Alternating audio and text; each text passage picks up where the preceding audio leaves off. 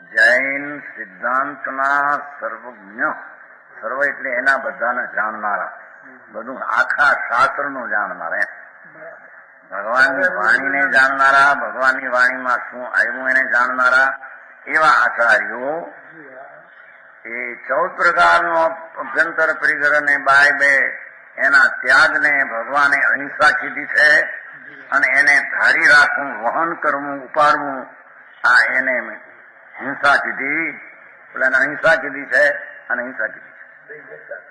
સમજાવવાનું કાંઈ અને બંને પ્રકારના ત્રણ કરે હિંસા એમ કહે છે.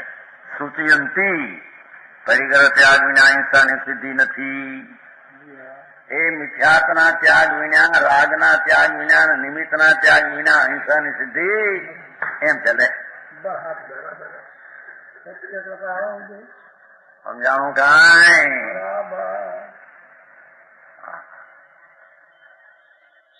અહિંસા પરમો ધર્મ આવે છે કે નહીં? એ આ અહિંસા પરજીવને ન મારવાનો ભાવ એ તો રાગ છે, શુભ છે, એ પરમો ધર્મ થઈ ગયો. એને તો આત્માનો સ્વભાવ ખરાબો છે. અરે ભગવાન નહીં છોડે બાપુ. મિથ્યાત્વનો ભાવ તે જ દુઃખ પરિગ્રહ ને પાપ છે. સમજાણું કાંઈ? પરિગ્રહ ના ત્યાગ ને પછી શું છે? વસ્ત્રપાત્ર છોડે તો અહિંસાની સિદ્ધિ થઈ. કેમ? પણ અહીં તો કે છે કે મિથ્યાત ને રાગ છોડે ને એના નિમિત્તો એ પ્રકારના છૂટે એટલે અહિંસાની સિદ્ધિ થઈ.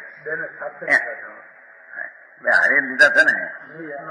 આ તો ઓલા બે ઓલું છોડે, જો વસ્ત્રપાત્ર છૂટે, આ છૂટે તો જો એટલો પરિગ્રહ છૂટી ગયો. એમ નથી. એને પેલો મિથ્યાતનો ત્યાગ થયા પછી રાગનો ત્યાગ થતા એના નિમિત્તોના પ્રકારનો ત્યાગ થાય છે, ત્યારે તેને અહિંસા ને અપરિગ્રહી કહેવામાં આવે.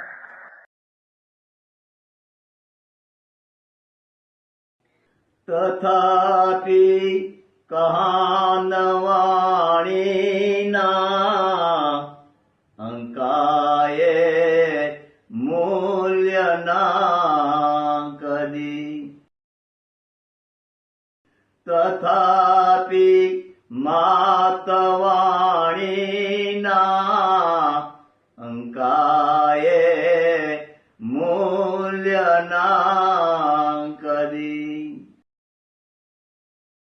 પરમ કૃપાળુ પૂજ્ય સદગુરુ દેવનો જય હો.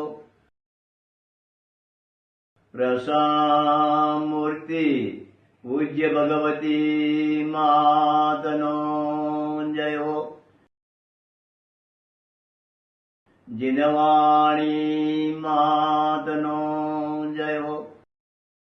પરમ મિત્રાગ દિગંબર જૈન ધર્મનો જય હો.